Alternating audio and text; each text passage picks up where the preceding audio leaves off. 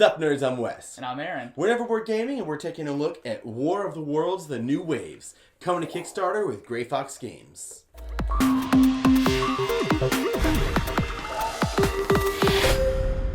So as usual, some of the stuff here is prototyped.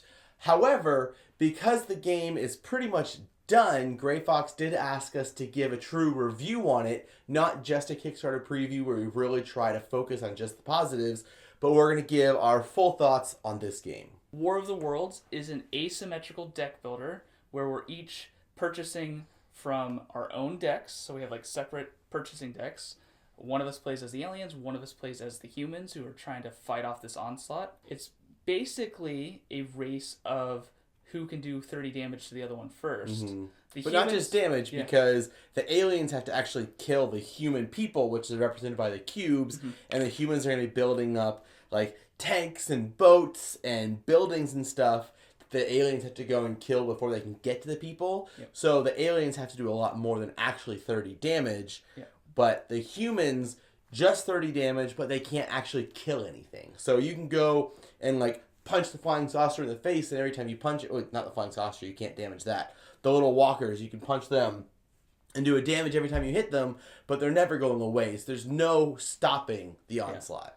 Which at first is really frustrating as the humans, because I'm like sitting here with my, okay, I can do one attack, one damage, or I can burn the card completely from the game to do 2 damage, which my first game I was like, I guess I should do this, before I lose all my humans, because, well, obviously if you lose them all, you're dead, but, like, when they start spreading out and stuff, you're trying to, survive, it's really hard. You're like, okay, well, he can just move in and destroy everyone I have there before they can do the guerrilla attack. So I kind of do need to kind of burn them a little early and do damage while you have the chance. With it, you have to be careful, though, because so many cards in this game have, like, destroy the card to do this, like, extra thing. And it can be so tempting to do that. Cause like, oh, I want to do that. Or, oh, like, he's probably going to kill these guys anyway, so I'm going to do it now before I lose them. But that one game you got in a situation where you had, like, 6 cards in your deck and no money. So you're like, I can't get new cards. And I can't, like, I'm not quite strong enough to feel like I'm fighting back really well. So you can really kind of paint yourself into a corner there by destroying too many cards too early. And I feel like, as the humans, it does come up a lot where you're down to like your last area and you're fighting back, and you may become victorious because it is a tight game either way. Like it comes down to, there's like, okay, we're both at 25 and 27 damage, and it's just like, who's gonna get the cards that allow you to do it? Because as the humans, if you can throw down the fort and block 4 damage, or just get like your artillery out there, which blocks a little bit of damage, but also is doing damage every round. As long as there's somebody adjacent to it, like you can slowly get up this track and actually scare the aliens off. I don't know why they just give up. We haven't done any damage to them. All of a sudden you do 30. They're like, nope, that's enough. They don't have bacteria on their planets. Their immune systems are non-existent. Read the book, guys. It's a fantastic book. But what you're talking about is really getting into the asymmetry of the game. And this game is so asymmetrical. Like, a lot of times you hear, oh, it's asymmetrical. We each have our own unique player abilities, and the game's the exact same, except for maybe I'm a little better at this. But the strategy between the aliens and the humans is just so different. And it is just a 2-player 1v1 game. There is no teaming up. There's no adding a 3rd player. But I feel like the aliens are just slowly working their way down the board, just obliterating as they go. Because again, you can't kill them, so they're not, as playing as the alien, you're not really scared about, like, I'm going to put this guy right in the middle of the fight, and they can't kill it, so he's not going to go away, but you don't want to risk getting too much damage. But as the humans, you're constantly just getting wiped off the map, and, like, it's demoralizing to see, like, okay, I've got 30 cubes on the board. Okay, now I've got 20 cubes. Now I've got 15 cubes. Man, I've got like 8 cubes left, and I still need to do 15 damage to the aliens to win. And I feel like, as in true human fashion, like the most damage they do is once they're pinned into a corner. Because a lot of the stuff is like you can't move and attack because the way the cards are in the game.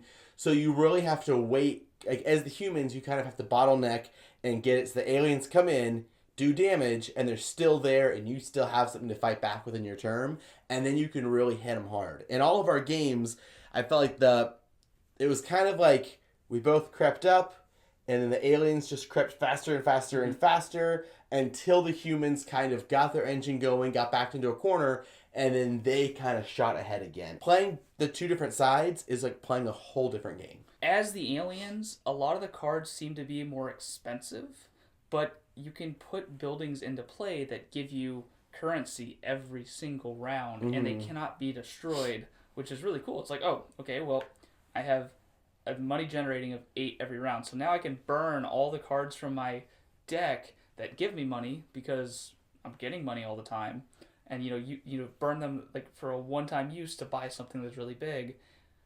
But then, as the humans, the things are a lot cheaper. I mean, there still are some expensive things, and there's only a couple fortifications that you can throw down that give you money, but they can be easily destroyed. So it's like, it definitely feels, like the aliens are more powerful because they are. They're beings that like came down. They're just destroying us like nothing. Especially right at the beginning. It's like the first turn. Every time the aliens are like, okay, I'm gonna move with my reap, and then I'm gonna destroy 2 and reap again, and there's a whole colony of people just gone. You're just like, yeah, I don't know what to do. Yeah, in the beginning of the humans, you almost want to just like retreat, and there's cards that are retreat, and just like pull back and get all the humans away from the aliens as fast as possible, while you're trying to burn the cards that have a little bit of money and buy the cards that have a little bit more money, so you can actually buy things to help you fight. And there's the guerrilla warfare cards to let your little cubes fight. But again, you don't really want your cubes fighting because, your cubes are going to go up and hit the ship, and the ship's just going to suck them up and eat them.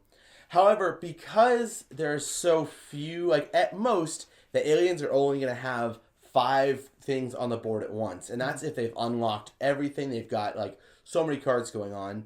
Whereas the humans start with 30 and then can add a few more, especially with like the ships and stuff. So, the aliens can build these buildings back here that can't be destroyed. If you can like sneak 1 cube all the way across the board, like let's say the aliens have all of their ships down here just decimating the human forces, and your 1 cube like sneaks up here, and he's up here like hitting this building for damage every turn, like that can really be a thorn in his side, because again, the scores are so close that 1 damage every turn is significant. And so that may either make him call off his attack to come back up here and deal with that one guy, or potentially lose the game because he just said, that's just one guy, I'm going to take the 1 damage every turn, and maybe he just couldn't get there fast enough. So I always really loved deck builders, and I thought it was really interesting that every single card in your starting deck had that culling burning ability where you could get rid of it. So the first game I did play, at one point I was like, okay, I'm going to burn these last 2 and buy this. I'm like, oh, I only have 4 cards now. So I had to like, with those 4 cards, I'm like, okay, so every turn I have this. I had just, it has a really interesting thing that you can also take 1 card and burn it to the bottom of the deck. The purchasing deck, so that you can kind of like look for the cards you want to buy. And I kept doing them, like getting rid of the expensive ones. I'm like, well, I can't afford them. I have no cards. Until the cheaper ones came up, I finally got a couple more cards. But if you're not paying attention, you're just like, oh yeah, there's an opportunity to do damage, I'm going to do it, or opportunity to buy something, I'm going to do it, and you're not, actually gaining any cards.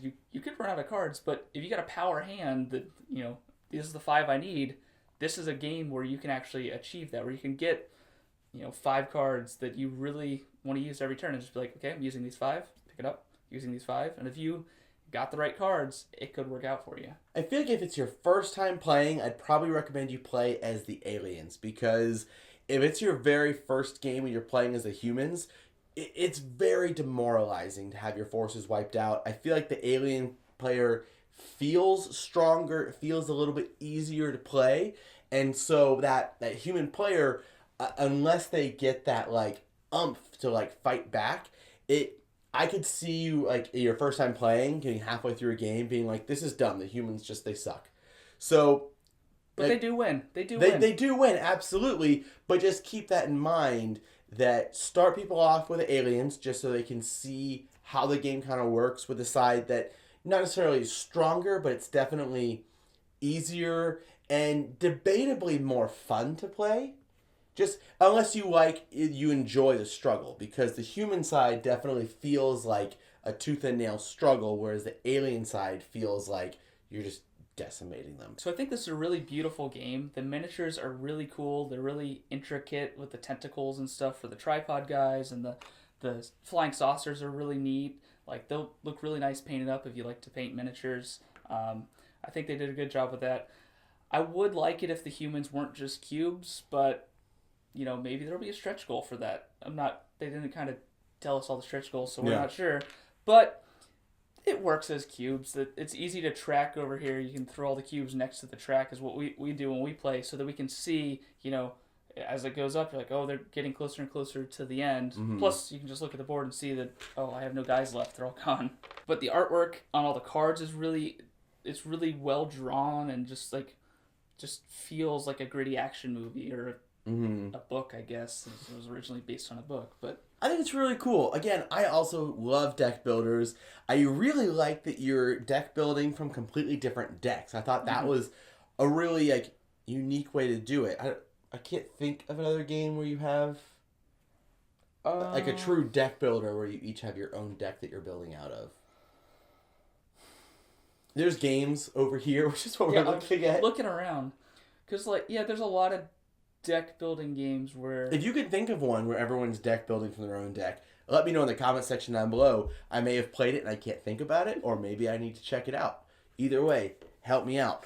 But I did like that about this game because it helped it really keep that asymmetry. Mm-hmm. It helped the artwork be modeled towards that faction where the aliens is all very blue and very spacey and very even the humans are on here and they're all scared and running away, and you've got all these cities that are crumbling, whereas the humans have all these guys hiding out in bushes and guerrilla warfare, and it's a very warmer tone, and it's explosions as they're fighting back.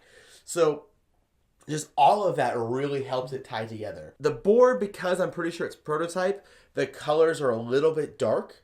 I'm going to go ahead and chalk that up to the fact that it's prototyped. If not, there's still time for them to watch this video and fix that in the final print run. But again, it is a very desolate looking England. So if you're a fan of deck builders, I really recommend this game for you. I really like deck builders myself. The DC Rivals game, I like that that's just a two-player game where you just set it up and play. Star Realms originally that's how it was. It's just a two-player game head to head. This brings something a little different to the table. It brings a board, it brings all these miniatures and stuff. It feels like a different game. And it's going to be something that you're going to enjoy if you enjoy deck builders. Absolutely. I can't agree more. I love asymmetric games. I love deck builders. I love 1v1 games.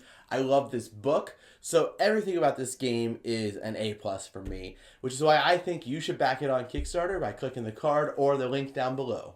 Either way, you should subscribe to our channel so you'll never be bored. And it brings the asymmetry. Asymmetry. Oh man. It brings that to the table, so